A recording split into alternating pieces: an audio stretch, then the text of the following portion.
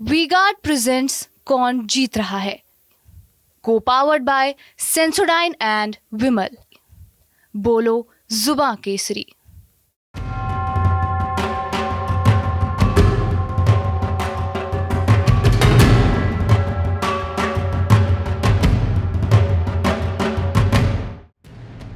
जुबान पर जन और जहन में जात। पूर्वांचल की चुनावी बिसात का ये वो आलम है जहां तमाम बुनियादी मुद्दों के बावजूद जाति फर्स्ट, दल सेकंड और बाकी मुद्दे लास्ट वाली लिस्ट में आते हैं। अब 13 सीटों के रण में जातियों का समीकरण ही जीत की जुगत बनाएगा, क्योंकि पूर्वांचल में ओबीसी, दलित और सवर्ण वोटर काफी अहम भूमिका निभाते हैं।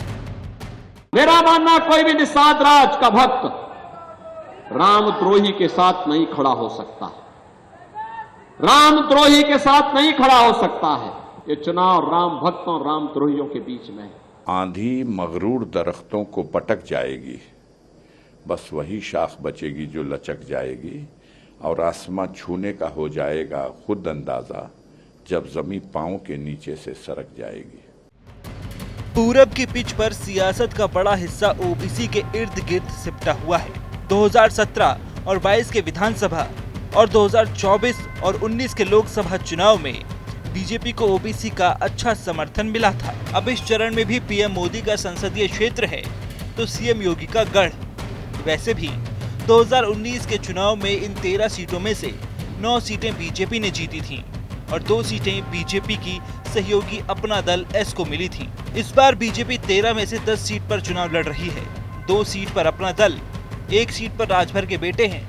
राजभर और अनुप्रिया का इम्तिहान इसलिए भी ज्यादा है क्योंकि पूरब में अपने वोटों की बिसात पर ही ये सरकार में सुख ले रहे हैं। 4 जून को जब नतीजे आएंगे तो दूध का दूध, पानी का पानी हो जाएगा।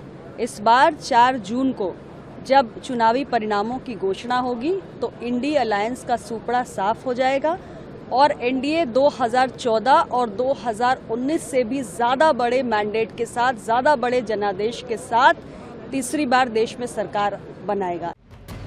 बसपा ने यहाँ सोशल इंजीनियरिंग के फॉर्मूले को लागू करने की कोशिश की है। बीजेपी सपा ने जिन कुर्मी या ब्राह्मण बहुल सीटों पर कुर्मी या ब्राह्मण चेहरे उतारे हैं, वहां बसपा ने मुस्लिम उम्मीदवार उतारकर सपा के लिए संकट का प्रयोग किया है। सपा ने कई सीटों पर उम्मीदवार भी बदले, लेकिन ब्राह्मण के बदले ब्राह्मण, भूमिहार की जगह भूमिहार और कुर्मी की जगह कुर्मी को ही दावेदार बनाया। वहीं अखिलेश यादव आरक्षण, अग्निवीर, रोजगार सरीखे मुद्दों को उठा रहे हैं, लेकिन नजर जातीय समीकरण पर ही है।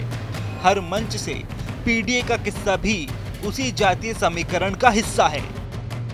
हमारे आपका तो है ही है, लेकिन ये चुनाव हमारे आने वाली पीढ़ी के भविष्य का चुनाव भी है। जहां हमारी भविष्य की पीढ़ी का चुनाव है, वहीं संविधान बचाने का चुनाव है कि नहीं है। रोटी, कपड़ा और मकान, लेकिन सबसे पहले हमें बचाना है संविधान।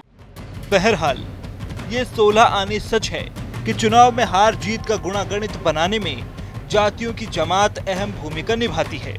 पूरब की बिसात पर भी कुछ ऐसा ही आलम है। यहाँ पिछड़ी, अति पिछड़ी, सवर्ण, दलित और एमवाय समीकरण का कॉकटेल है।